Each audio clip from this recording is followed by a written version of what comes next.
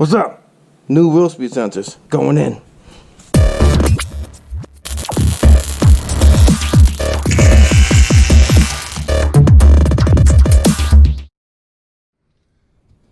All right, so I got them in, and it's my first opportunity to get them done. New wheel speed sensors. I already have the wheels off.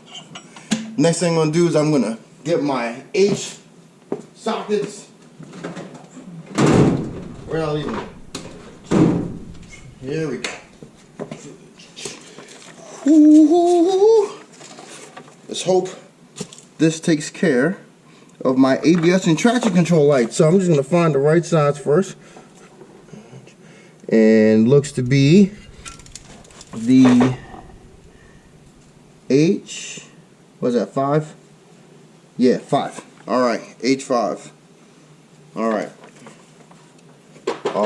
It's gonna be a 1/4 inch adapter. And then,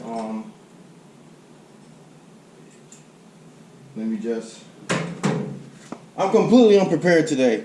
Don't mind me.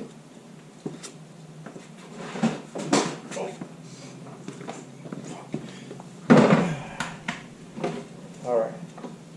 Man, I got stuff falling out of my box and whatnot. Alright. So I'm gonna pull off the old one. As you can see, the boot completely broke off of where it plugs in. So we've got, if you saw the other video, which I will link in the description of the diagnosis, we will show you that it's damaged. So let's see. There we go.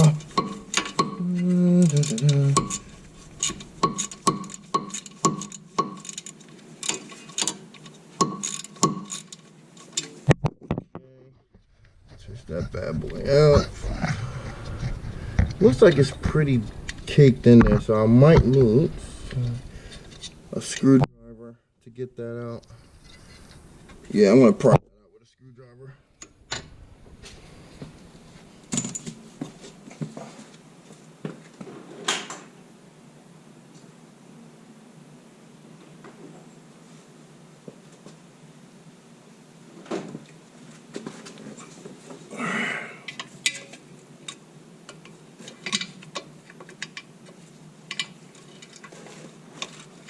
Huh.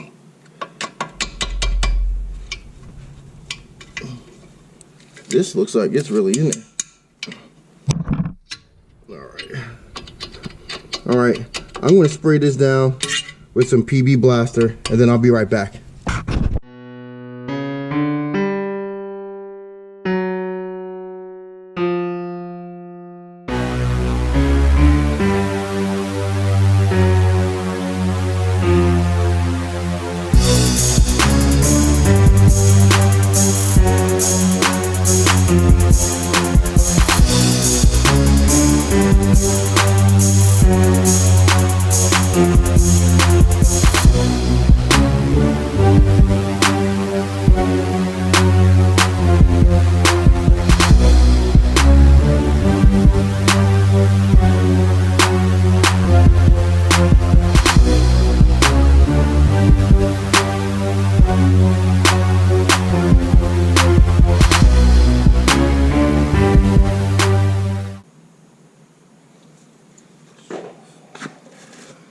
Alright, I'm going to have to take off the brakes.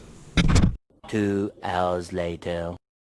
Alright, so I finally was able to get it out, and as you can tell, it's in shambles. I have it as a delicacy a la mechanic on my bed of leaf. Only available in the Pocono Mountains. But, you can see, yeah, I had to basically stick a screwdriver in there after taking apart the whole brake assembly so I could get in right here and just beat the crap out of it. Let me see if I can get you a better angle. You see how well rusted it is in there?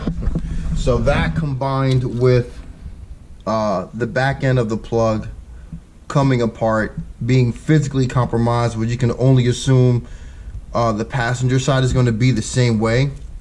that this whole thing is just trash, just complete garbage. So I'm gonna clean up the mounting surface with some brake fluid. I'm gonna do as best a job as I can cleaning that, and then I'm gonna put the new one in place. And then when I'm done with the passenger side, I'll bring you guys back and we'll turn on to see if it takes care of our ABS traction problem. So I thought you guys should probably see this. What I'm going to do is I'm going to take a little bit of anti-seize lubrication. This is the Permatex. It's got the little brush tip. I'm going to put it right on the front barrel of the sensor, so it kind of helps it slide in there.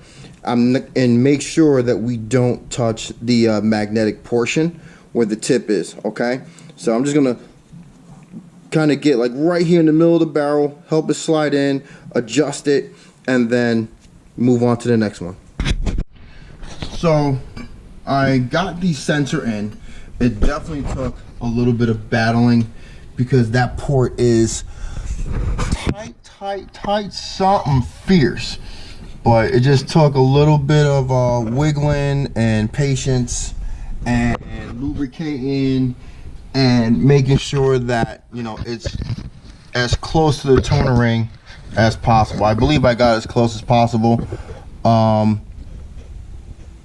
personally think it might be able to go a little bit closer, but I'm not exactly sure. Let's go compare it to the passenger side. So the passenger side isn't damaged. So I'm gonna check that side to see if maybe that one was causing the discrepancy in the system. So, I'm not sure if you can see that, how close. You see how close it is? It's like almost kissing it. But there's some dirt on there too, so.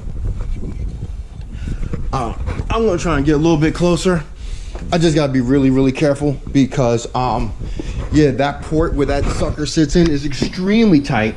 So I'm using a combination of a dead blow hammer and a small pry bar to kind of sit on the back end of it and to push it in. Like I said, I'm trying to be extremely careful because this is just a plastic housing. I'm not trying to snap it. Like I mentioned, the other one just fell to pieces. This was the original housing, which was stuck inside of that port, so I cleaned it up. I tried to grind down some of the rust off, and yeah, it was just a big pain in the butt. This was the connector boot, which is up here. This was snapped and actually connected to the harness plug itself. So that's one reason why I believe it's just the driver's side that needs to be replaced. Here's the back half. So that boot, where'd it go? So that boot would have sat right about, well, the thing is all messed up. So it would have sat like that on top, but you know, it's trash bash. All right, let me let you go. I'm gonna see if I can get that in a little bit tighter, and then I'll bring you back. Okay guys, so right now my car is on, engine off, and as you can see, the dreaded triple crown is still there. So I'm gonna start it up and I'm gonna see if that drops off.